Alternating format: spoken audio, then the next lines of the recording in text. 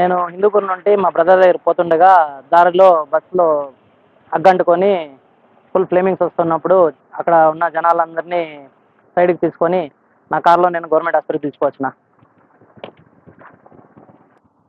ఎట్లా జరిగిందో క్లారిటీ లేదు, అక్కడ ఏం చూడలే. మేము చూసే టైంకి ఫైర్ ఫుల్ ఓవర్గా ఉంది. బస్ దగ్గర పోయేంత కూడా స్పేస్ లేదు, అంత ఓవర్గా ఫైరింగ్ ఉంది రౌండ్గా చుట్టుపక్కల. బస్ చుట్టూ ఫైర్ ఉంది, ఎవరు బయట నుండి టచ్ చేసే కూడా లేకుండా, ఏం చేయనికి లేకుండా ఫైరింగ్ ఉండింది. లాస్ట్కి రమేష్ అనేసి ఒక ఆయన గ్లాస్ బ్రేక్ చేసి వచ్చినాడు. ఆ గ్లాస్ స్పేస్ కూడా మనిషి వచ్చేంత కూడా లే, ఇంత స్పేస్ ఉంది. ఆ స్పేస్లో నుండి బయటకు వచ్చేటప్పుడు చాలా మందికి ఇంజురీస్ అయినాయి గ్లాస్ కూర్చుకొని. అక్కడ ఇంకా 6 మెంబర్స్ నిలబడినారు. నేను హిందూపూర్ నుండి నంద్యాలకు పోతా అన్న. హిందూపూర్ నుంచి నంద్యాల పోతుంది.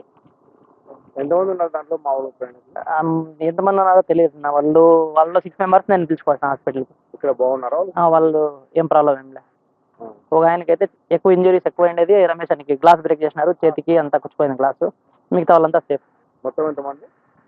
నేను తెచ్చిన 6 మెంబర్స్కి అక్కడ ఉన్నది ఎంతమంది ఉన్నారో తెలియదు. బస్ అంతా ఫుల్ ఉంది అంటున్నారు, స్లీపర్ కోచ్.